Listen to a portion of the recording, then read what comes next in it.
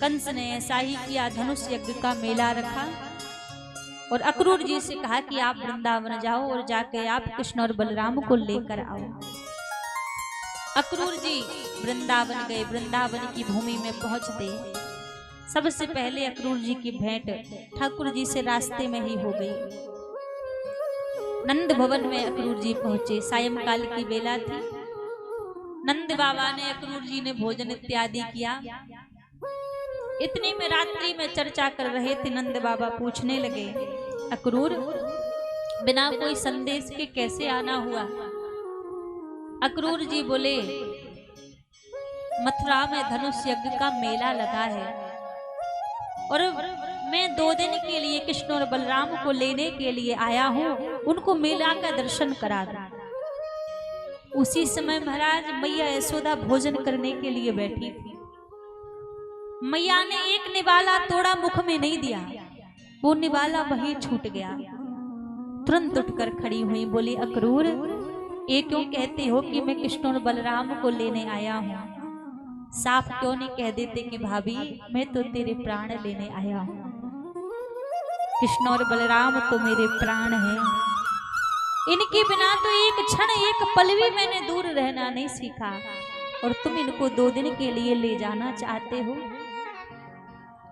मैया यशोदा रोने लगी। नंद बाबा मैया के पास आए और मैया से कहने लगे, यशोदा आज तक मैंने तुमसे एक बात छुपाई है, आज उसका समय आ गया उस बात को बताने का।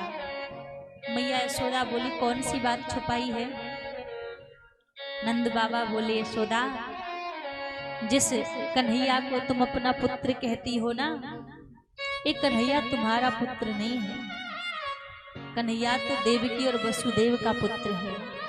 मैंने अपनी मित्रता निभाने के लिए कन्हैया को यहाँ पर छुपा कर रखा है।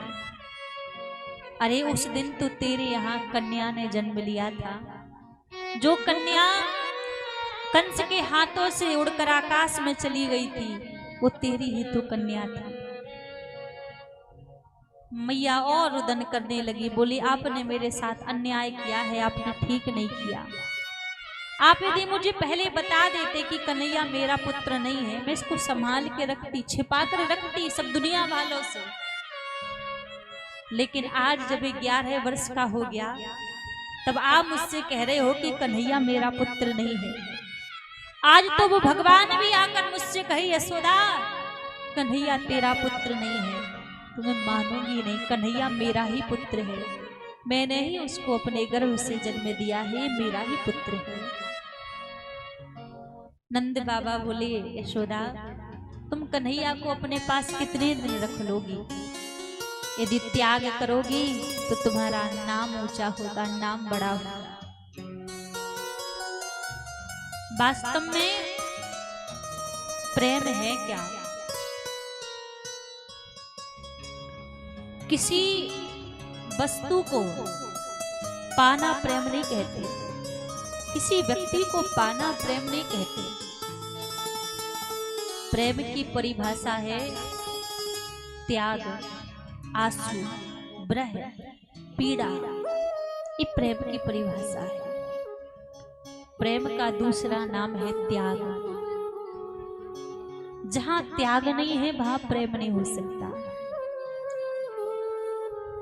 नंद बाबा कह रहे, तुम यदि त्याग करोगी तो तुम्हारा नाम बड़ा होगा।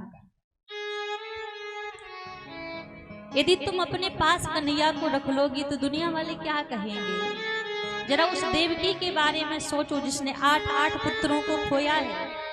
वो एक एक पल इंतजार कर रही है कि कब मेरा 8वां पुत्र, मेरा कन्हैया मेरे पास आएगा।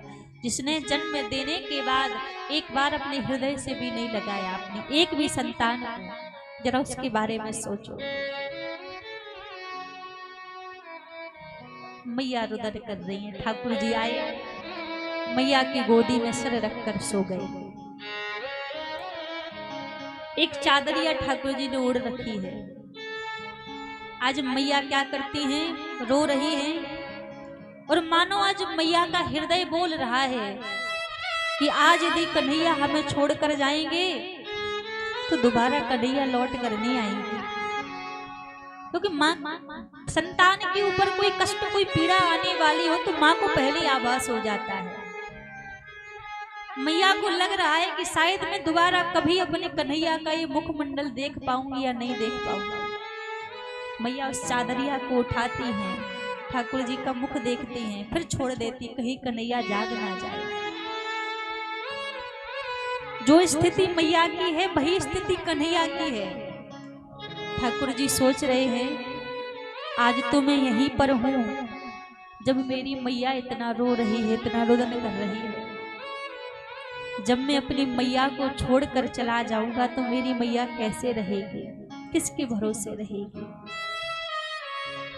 पूरे ब्रजमंडल में बात फैल गई, कोई परदेसी आया है कृष्ण बलराम को लेने के लिए। सारी गोपियां इकट्ठी होकर रात्रि में नंद भवन के द्वार पर बैठ गई। सब नंद भवन के द्वार पर बैठ गए, कहीं ऐसा ना हो हम जाग ना पाए और कन्हैया हमें छोड़कर चले जाएं।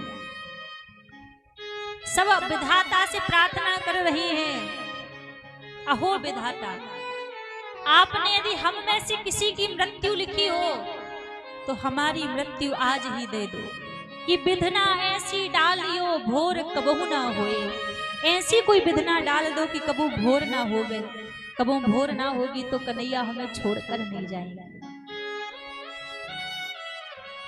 भोर की बेला हो गई, रात्रि बीत गई। कृष्ण बलराम आए, रथ पर बैठने लगे। ठाकुर जी ने सोचा एक बार पलट कर देख लूं मेरी मैया, मेरा घर कैसा है। ठाकुर जी ने जब पलट कर देखा तो मैया घर के द्वार पर मूर्छित पड़ी है। ठाकुर जी कूद पड़े, रथ से दौड़ कर आए, मैया को हृदय से लगा लिया। बोले अरे मैया, मैं तो कुछ छोड़ कर जा रहा हूं, तुम यहाँ से रो रही है। मैया यशोदा बोली लाला, तुम को छोड़ कर जा रहे हो है, मैं यह बात पर ना रो रही, मैं तो यह बात पर रो रही हूँ। एक बार तूने मेरी माखन की मटकी तोड़ दी थी, मैंने तो को उखल सो बांध दियो। लाला या बात को यहीं पर छोड़ के जइयो, कबहू गलती सो जे बात अपनी मैया देव की सो मत कहियो, कि मोकू मैया यशोदा ने उखल सो बांध दियो। देव की कहा सोचेगी, मेरे छोटे से बालक के ऊपर तरसना आयो यशोदा को, या बात को यहीं पर भूल के जाना। ठाकुर जी बिलक बिलक कर रोने लगे। बोले मैया, मैं हर बात भूल सकता हूँ, लेकिन ये बात कभी नहीं भूल सकता कि मैया आपने मुझे उखल से बांधा था। वो परब्रह्म है। संसार में किसमें इतना बल है, किसमें इतना सामर्थ्य है जो परब्रह्म को बांध सके। लेकिन वो माँ की ममता है, उस माँ की ममता में इतना सामर्थ्य है कि उस ब्रह्म को भी बांध दिया। ठाकुर जी बोले मैया, हर बात भूल सकता हूं मैं, लेकिन इस बात को कभी नहीं भूल सकता कि आपने मुझे उखल से बांधा था। ये पहला बंधन आपने तो मेरे ऊपर डाला था।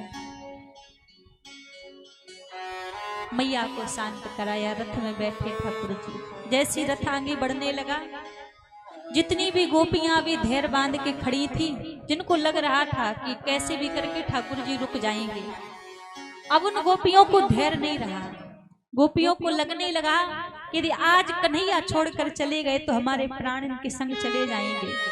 सब लोग लाज भूल गई, कौन किसकी सास है, कौन किसका ससुर है, कौन किसका पति है, कौन आस पड़ोस वाले, सब भूल गई गोपियां।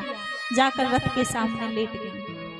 बोली कन्हैया, यदि आप जाना चाहते हैं ना, हमारे ऊपर से रथ चला कर जाओ, क्योंकि आपके जाने के बाद तो वैसे भी हमारे प्राण जाने ही हैं, तो आप प्राण लेकर जाओ। ठाकुर जी ने हाथ जोड़ लिए। पूरे भागवत में ठाकुर जी ने ऐसे वचन किसी से नहीं कहे जो वचन आज ठाकुर जी गोपियों से कह रहे हैं। हाथ जोड़कर ठाकुर जी बोले, अरे गोपिकाओ, मोको जाने दो। यदि मैं और इस ब्रजमंडल में रहा तो तुम्हारे प्रेम के कर्ज तले में दब जाऊंगा। इस संसार में किसी ने मुझसे इतना मांगा है, इतना मेरे लिए किया है, तो मैंने इतना उसको दिया है। पर आप जो निस्वार्थ निश्चल जो प्रेम मुझसे करती हो, जिस प्रेम के बदले में कुछ चाह नहीं रखती, कोई मांग नहीं रखती, इस प्रेम के बदले में मेरे पास आपको देने के लिए कोई वस्तु नहीं है, कोई चीज नहीं है। यदि मैं ज्यादा और यहाँ पर रहा तो मैं इस प्रेम का कर्ज कभी नहीं चुका पाऊंगा। गोपियां खड़ी हो गईं, आपस में बोलने लगी, अरे यदि कन्हैया को हमसे दूर रहने में सुख है तो हमें या के सुख में काई को व्याधा बने। वो प्रेम ही कैसा जो अपने प्रेमी को सुखी ना देख सके। सारी गोपियां खड़ी हो गई। यदि कन्हैया को हमसे दूर जाने में प्रसन्नता मिलती है तो या की प्रसन्नता में हम प्रसन्न रह लेंगे। ठाकुर जी दोबारा रथ में बैठे, छोटे छोटे सखा पूछने लगे, कन्हैया जा तो रहे हो पर ये बता दो लौट के कब आओगे। ठाकुर जी ने वैसे ही कह दिया कि भैया मैं परसों लौट कर आ जाऊंगा। परसों की बात कही, गोपियों के हृदय में धैर्य बंध गई कि शायद कन्हैया परसों आ जाएंगे। मथुरा पहुंचे ठाकुर जी। मथुरा में जाकर सबसे पहले एक धोबी के ऊपर ठाकुर जी ने कृपा की, एक दर्जी के ऊपर कृपा की, माली के ऊपर कृपा की, फिर कुब्जा के ऊपर कृपा की। धनुष यज्ञ में प्रभु पहुंचे, धनुष को आज ठाकुर जी ने तोड़ दिया।